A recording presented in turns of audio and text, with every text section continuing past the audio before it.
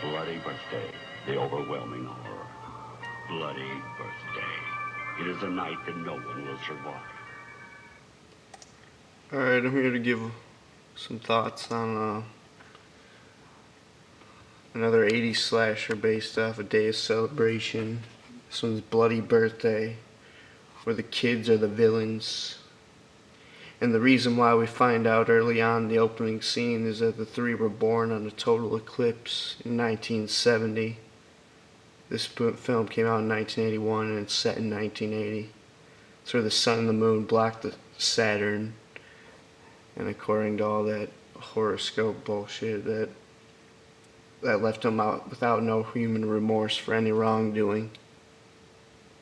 Basically made them a clan of psychopathic prodigies.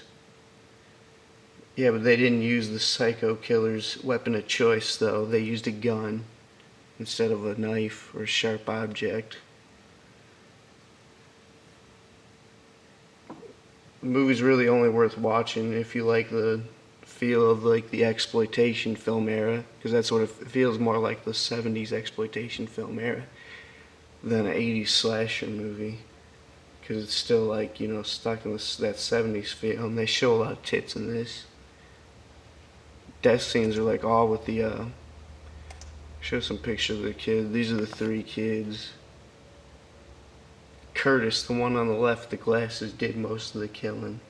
I'm not going to give away the ending. I'm just going to tell you, just going to give you some reasons why you might want to see it or might not want to see it. I really wouldn't recommend it if you still like all that, and if you like the feel of that 70s feel. They do some nice neighbor and scenery shots and inside of interior shots. Those are some positive things. But you still wouldn't be completely satisfied with the movie. The conversations would be so generic in this movie. They'd be like, "Oh, hey, do you want a sandwich, Tommy?" "Oh, no, Mother, maybe later." "Oh, you need a sandwich." Okay, can I have a glass of milk also?" It would just be the most generic conversations you ever heard in your entire life. Like, obviously you hear them every day. That's why there was no clever dialogue. Only the part where they talk about where they talk about the horoscopes in the book, and they figure out that they were born on the total eclipse, but they don't really put two and two together. They just say that for the audience and the movie. There's really no suspense in it at all. It's just them. They go on a killing spree 10 years later during their 10th birthday. But the kid with the gun, Curtis, he kind of grows on you. Most of the performances kind of sucked, and it was all just so dull and boring. But I'd watch Happy Birthday to Me instead. That was another. They probably rushed this movie, Bloody Birthday, into production so that they could get it out before Happy Birthday to Me. But Happy Birthday to Me is like a 9.5 out of 10. Another future movie I plan on reviewing. And I really recommend Happy Birthday to Me instead of this. I wouldn't go out of your way to see this. But I like the scene where Curtis, like, at their birthday party, he like tries to poison the birthday cake with the frosting. That was one dope scene.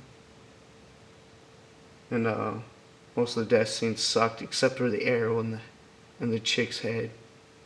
There was so much filler. Every chance they got to do filler, they did it. They took advantage of it. Like, filler this and filler that.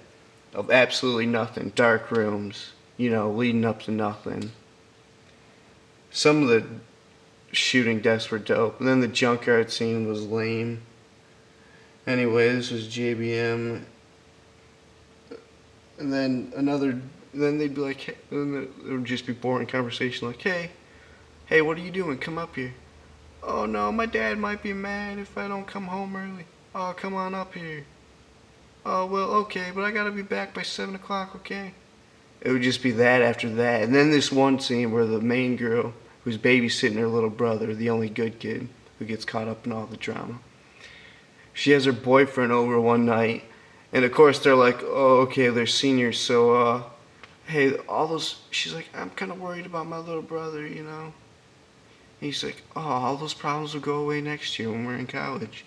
so generic and dull. It was like Twilight in like an 80s slasher movie where they like talk about their emotions or nothing. Just absolutely nothing. Okay, I'm done. Check it. I want to hear your thoughts on this movie if you've seen it, and recommend me some 80s slasher movies that I need to check out. I'm on a horror movie marathon of 80s slasher movies.